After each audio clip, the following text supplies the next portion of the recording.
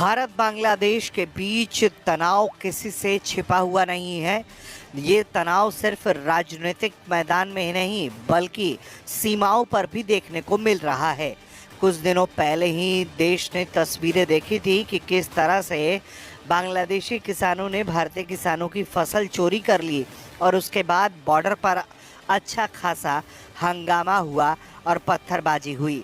अब एक बार फिर खबर है कि भारत बांग्लादेश सीमा पर बड़ा हंगामा हुआ है। खबर है कि कूच बिहार के नारायणगंज सीमा चौकी पर गश्ती के दौरान बांग्लादेशी तस्करों ने बीएसएफ के जवानों पर हमला कर दिया है। यह हमला पत्थरबाजी के जरिए किए जाने की सूचना सामने आई है।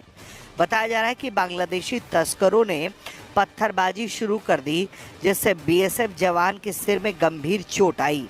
ये घटना 20 जनवरी साल 2025 की बताई गई है।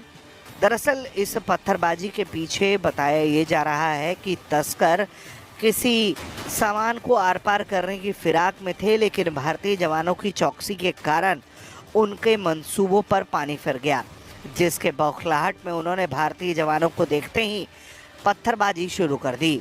दरअसल भारत बांग्लादेश अंतर्राष्ट्रीय सीमा पर तैनात बीएसएफ जवान लगातार बांग्लादेश की सीमा पर बाड़बंदी के पास बड़ी संख्या में गतिविधियों पर नज़र रखे हुए हैं, क्योंकि लगातार इन अंतर्राष्ट्रीय सीमाओं से बांग्लादेशी घुसपैठिए लगातार किसी न किसी संदिग्ध गतिविधि को अंजाम दे रहे होते हैं। इसके अलावा वो मवेशियों के भी अवैध तस्करी में लगे रहते हैं। इसके अलावा ड्रग्स की भी तस्करी में लगातार बांग्लादेशी तस्कर लिप्त पाए जाते हैं। ऐसे में लगातार बीएसएफ के जवान चौकसी बनाए रखते हैं और ऐसी तस्करियों को नाकाम करने के लिए दिन रात पेट्रोलिंग में जुटे रहते हैं। कभी बांग्लादेश की सीमा पर बाड़ेबंदी को लेकर हंगामा हो रहा है, तो कभी इस तरह से तस्कर खुलेआम उपद्रव मचा रहे हैं।